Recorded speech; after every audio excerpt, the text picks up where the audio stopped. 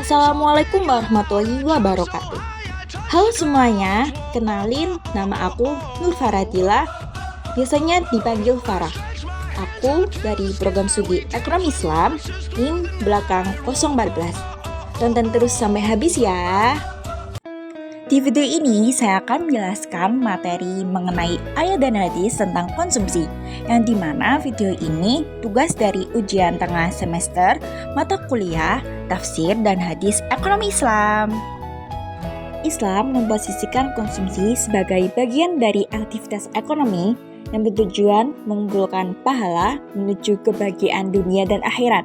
Motif berkonsumsi dalam Islam pada dasarnya adalah maslahah atas kebutuhan dan kewajiban.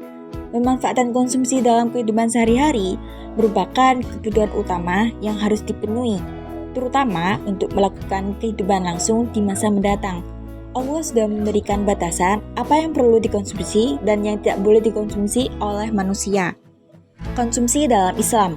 Kata konsumsi berasal dari bahasa Belanda yaitu konsumti, yang artinya suatu kegiatan yang bertujuan mengurangi atau menghabiskan daya guna suatu benda, baik berupa barang maupun jasa, untuk memenuhi kebutuhan dan kepuasan secara langsung. Konsumsi merupakan suatu kegiatan ekonomi yang sangat penting, bahkan terkadang dianggap paling penting. Ada dalil yang menerangkan tentang konsumsi yang bisa dijadikan sebagai acuan bagi seseorang, yaitu tentang mengkonsumsi sesuatu dengan menyebut nama Allah. Hal itu sebagaimana yang disebutkan dalam firman Allah Subhanahu wa taala yang artinya, "Maka makanlah binatang-binatang yang halal yang disebut nama Allah ketika menyembelihnya, jika kamu beriman kepada ayat-ayatnya." Surat Al-An'am ayat 118. Firman tersebut dijelaskan bahwa Allah membolehkan kepada hambanya yang beriman memakan sembelihan yang dibacakan nama Allah atasnya. Artinya, dia melarang memakan sembelihan yang tidak dibacakan nama Allah, seperti memakan bangkai yang diberikan oleh kaum kafir Quraisy dan binatang yang disembelih bukan atas nama Allah. Sesungguhnya, Allah telah menjelaskan kepada umat Islam perkara yang diharamkan kepada mereka, kecuali apa yang terpaksa mereka memakannya. Selanjutnya terdapat pada surat Al-Baqarah ayat 168 yang berbunyi, A'udzu billahi minasyaitonir rajim.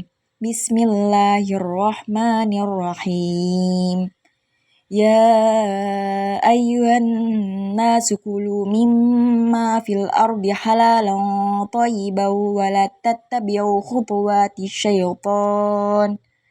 Innahu lakum aduwwum mubin. Yang artinya, hai sekalian manusia, makanlah yang halal lagi baik dari apa yang terdapat di bumi, dan janganlah kamu mengikuti langkah-langkah setan, karena sesungguhnya setan itu adalah musuh yang nyata bagimu. Surat Al-Baqarah ayat 168. Selanjutnya ada pun dalil hadis yang menyebutkan bahaya mengkonsumsi makanan haram, yaitu pada hadis Nabi Muhammad SAW yang berkata, setiap tubuh yang tumbuh dari makanan yang haram, maka api neraka lebih utama baginya, atau lebih layak membakarnya. Hadis riwayat At-Tabrani. Hadis ini mengisyaratkan bahwa makanan adalah sumber dari segala sumber, sebagaimana manusia bisa tumbuh dan berkembang. Maka jagalah makanan itu dari hal-hal yang tak baik dan yang haram. Lanjut materi berikutnya yaitu dalam ekonomi Islam, konsumsi dikendalikan oleh 5 prinsip dasar. Yang pertama, prinsip keadilan, kedua, prinsip kebersihan, ketiga, prinsip kesederhanaan, keempat, prinsip kemurahan hati, dan yang terakhir kelima, prinsip moralitas. Berikutnya, faktor maslahah.